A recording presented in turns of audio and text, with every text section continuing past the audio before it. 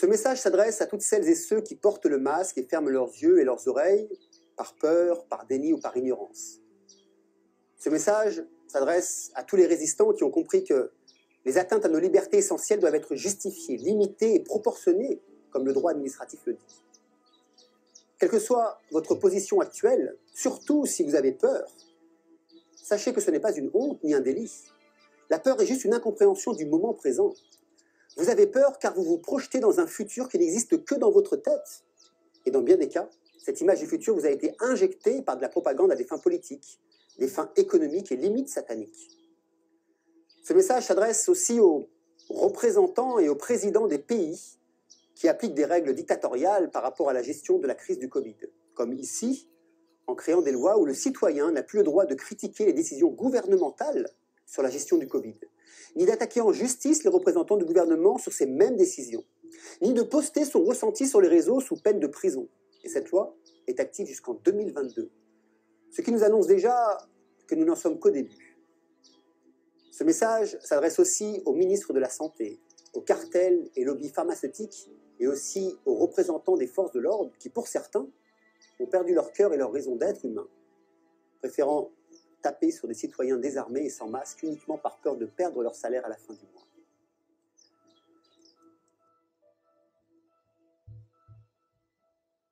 Ce message, il s'adresse aussi aux télévisions et journaux qui sont devenus, pour la plupart, des mendiants de la honte en se nourrissant de fonds qui ne leur appartiennent pas pour vendre de la désinformation et générer un climat de peur et de servitude. Alors, messieurs, mesdames, politiciens, politiciens, lobbyistes et certains journalistes, certaines de vos attitudes me désolent. Dans nos villes soi-disant modernes, sous les masques, les gens manquent d'air. Mais ils manquent aussi et surtout de rêves. Je tiens à vous rappeler les faits.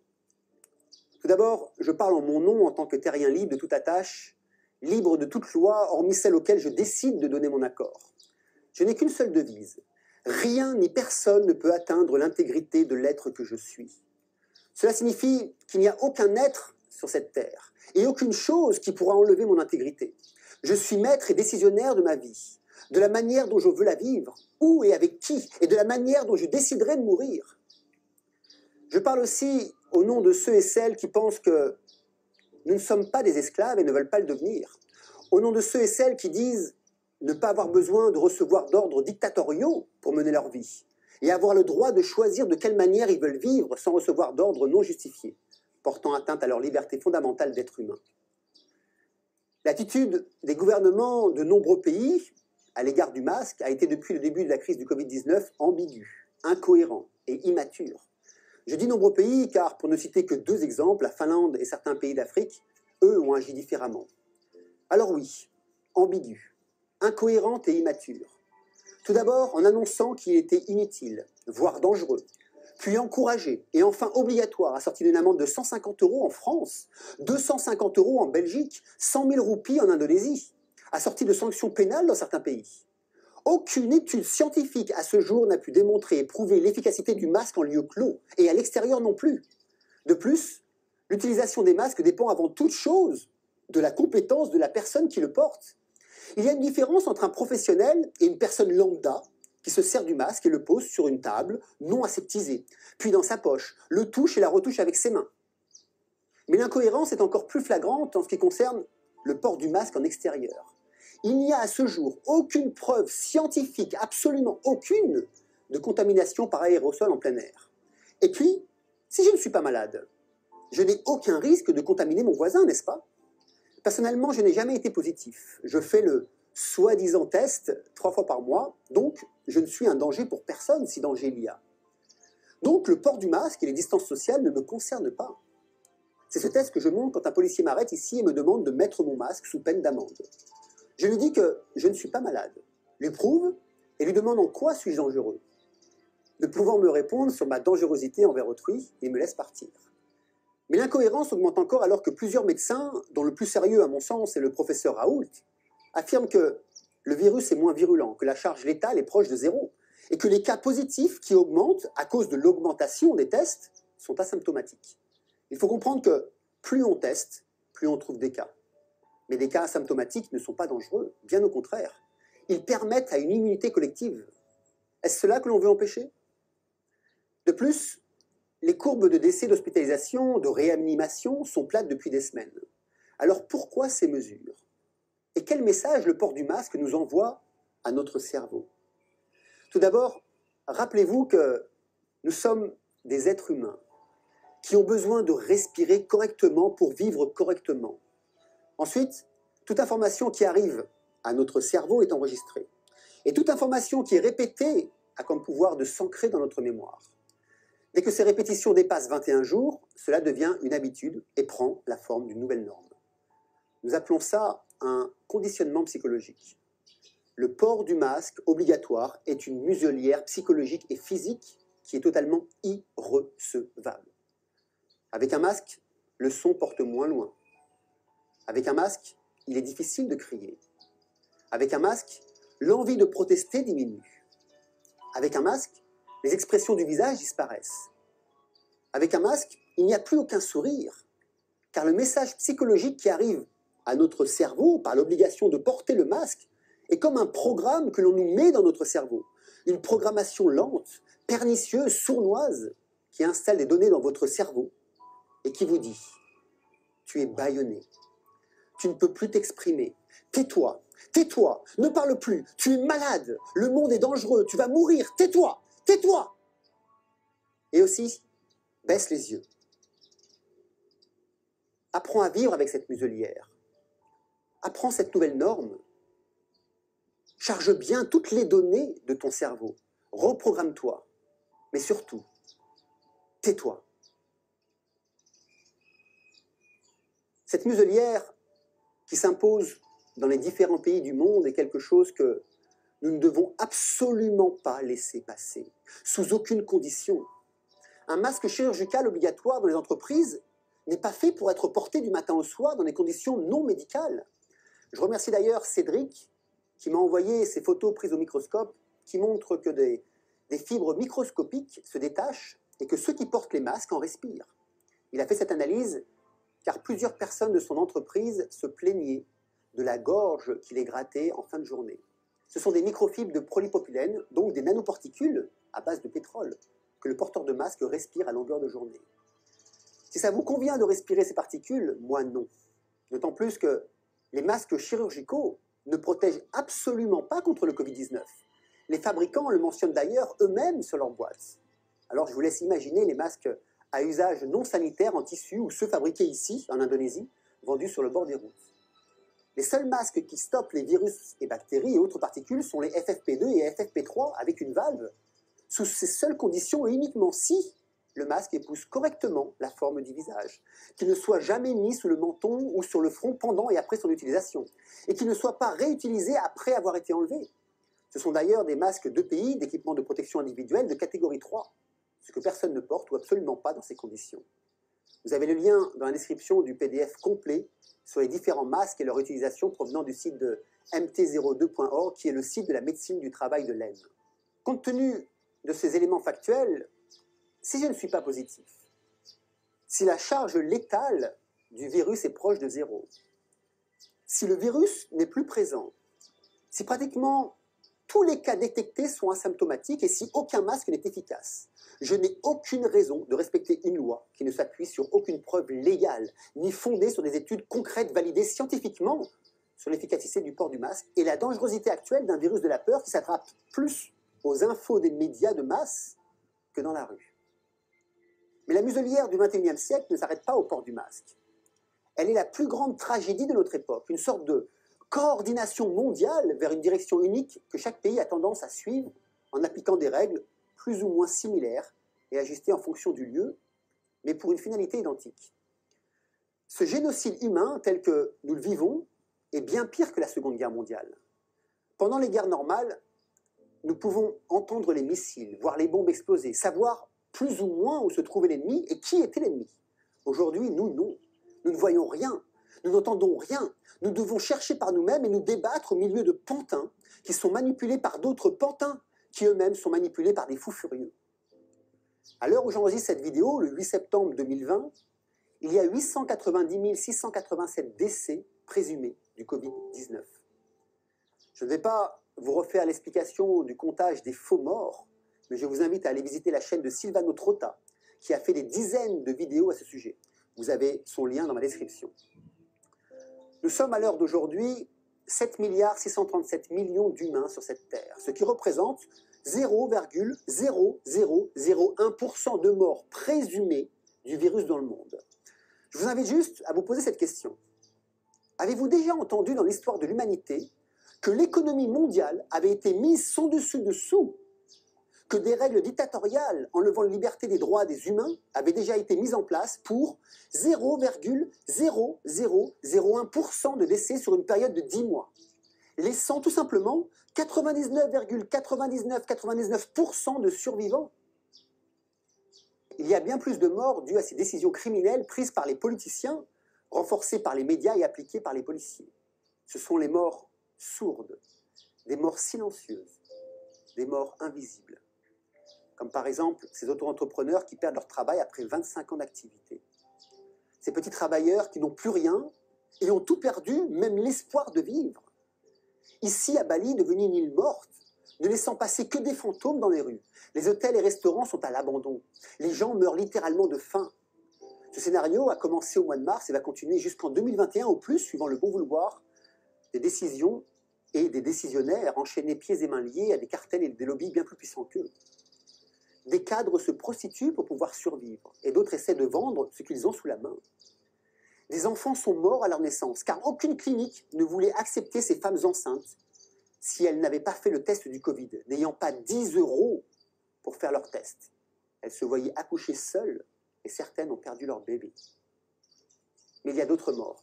Ces médecins du monde entier qui n'en peuvent plus de mentir en marquant des faux décès, en ne pouvant exercer leur métier correctement sous les pressions politiques.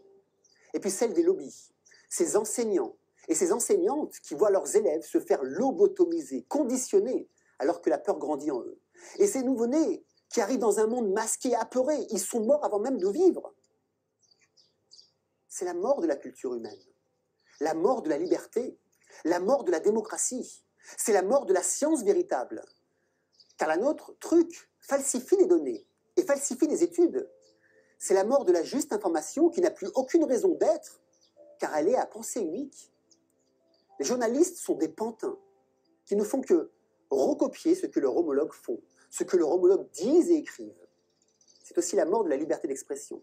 Des dizaines de milliers de chaînes de YouTube supprimées et de comptes aussi sur Facebook pour ceux qui parlent trop profondément de la 5G, qui dévoilent les complots de nos dirigeants autour du corona et qui annoncent trop ouvertement les effets du grand reset à venir. L'oppression et la censure sont partout et pour continuer d'exister, il faut être vigilant. Regardez à l'écran. J'ai un logiciel qui me permet de voir les mots qui peuvent être repérés par YouTube et qui risquent de provoquer la suppression de ma chaîne. Si je tape coronavirus, j'ai une alerte. Si je le tape en mettant des tirets entre les lettres, cela disparaît. Si je tape Covid-19, j'ai une alerte.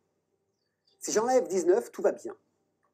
C'est sûrement grâce à cet outil que ma chaîne existe encore, car cela permet de déjouer ces intelligences artificielles qui d'ailleurs gèrent notre monde aujourd'hui. N'oublions pas qu'elles ne restent que des machines avec toute la logique binaire d'une machine. Sur WhatsApp, si j'ai un post qui est trop largement partagé, comme celui-ci, sur la loi indonésienne voulant interdire aux personnes de critiquer les décisions gouvernementales, que l'on ne peut pas non plus partager à plus d'une personne à la fois, car il a été trop partagé. Nous vivons un préconditionnement à un monde nouveau dont nous ne voulons pas. Un monde où la pensée sera unique, un monde où le contrôle des populations sera total, un monde où les idées seront étouffées, un monde où les valeurs spirituelles n'existeront plus, un monde où l'on vous dira comment manger, où et quand et à quelle heure, où l'on vous dira quoi faire et quand, où on vous punira si vous n'obéissez pas. Alors, messieurs les dirigeants, hommes d'État, policiers et autres défenseurs de la pensée unique, en vous regardant bien dans les yeux, je vous dis que je refuse votre monde. Je suis prêt à mourir libre plutôt que de vivre pour vous en tant qu'esclave. Vous n'atteindrez jamais mon intégrité. Votre seule arme est la pression psychologique et l'oppression pour diffuser de la peur. Le problème ne vient pas de vous qui créez des lois, mais de ceux qui les respectent. Une loi ne peut exister que si elle est respectée. Si personne ne donne son accord, alors vos lois n'auront aucune valeur ni aucun pouvoir, car vous ne pouvez pas mettre 7 milliards de gens en prison. Mais de quoi avons-nous peur? De quoi pouvons-nous avoir peur vraiment? De mourir? Nous allons tous mourir. Alors, 10 ou 20 ans de plus ou de moins, ça ne changera rien. Je ne suis pas addict à la vie comme un cocaïnomane peut être addict à sa cocaïne. Votre jeu fonctionne sur des personnes qui n'ont pas une vision plus élargie du sens de l'existence que celle de leur travail, de leur famille, de leur crédit, de leur objet. J'espère que ce message leur fera prendre conscience d'une autre dimension bien plus grande qui nous donne de la force psychologique et spirituelle, qui permet de passer les épreuves de la vie avec sérénité. La plus grande tristesse, c'est que vous utilisiez ces gens-là pour arriver à vos fins. Cependant, vous avez oublié qu'ils ne représentent pas le monde. Ce n'est pas à la science, ou plutôt à la pseudo-science actuelle, de décider de nos libertés. On ne peut pas laisser les cartels des données qui contrôlent 99% des données sur Terre contrôler la science, contrôler les politiques, les médias et décider de nos libertés. Tout est falsifiable, modifiable aujourd'hui, en un clic de souris. Ces cartels peuvent orienter la perception de notre réalité, la perception de nos choix, de nos décisions, non pas en fonction de ce qui est vraiment bon pour nous, mais en fonction de leur intérêt. On ne peut pas laisser les médias décider de nos libertés.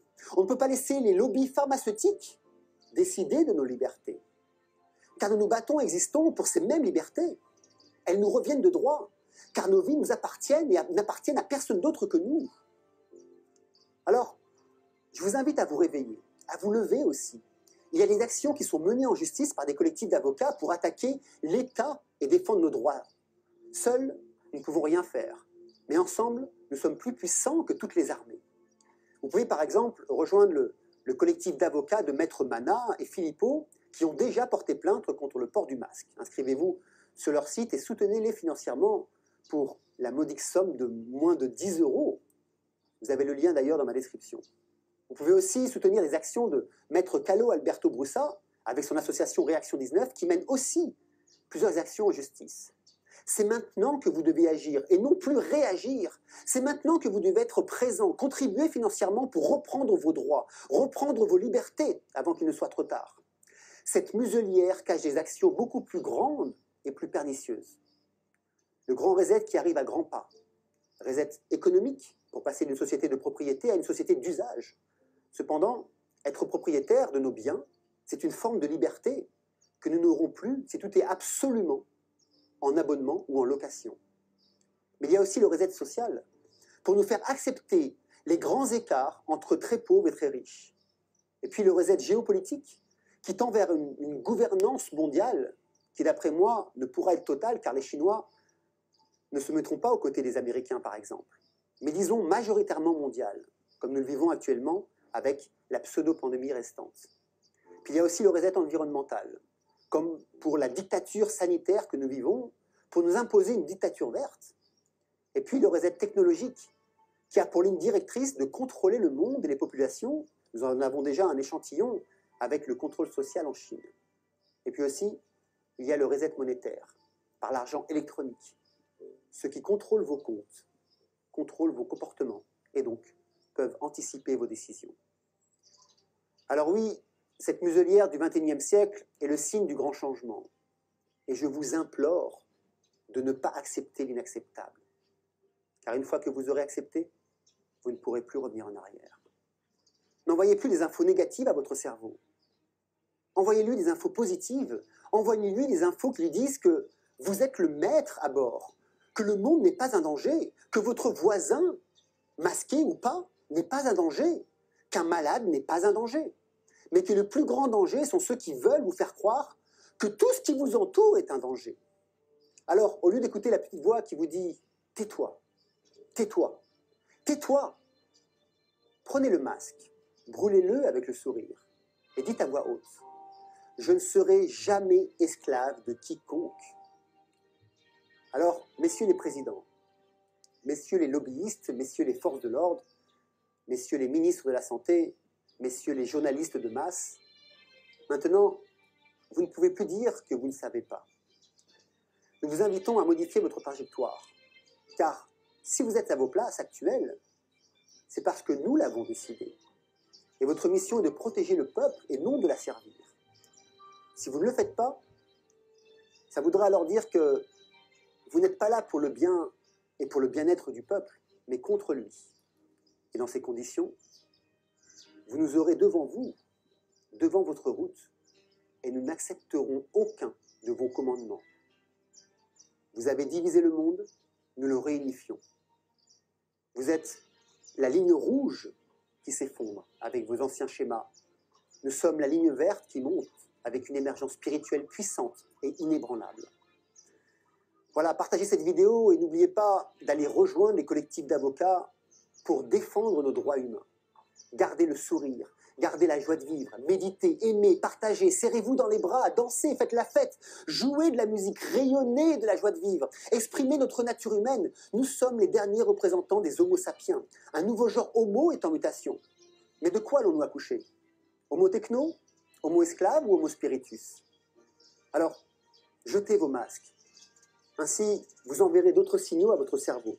Des signaux qui lui diront que vous êtes le ou la seule décisionnaire de votre vie.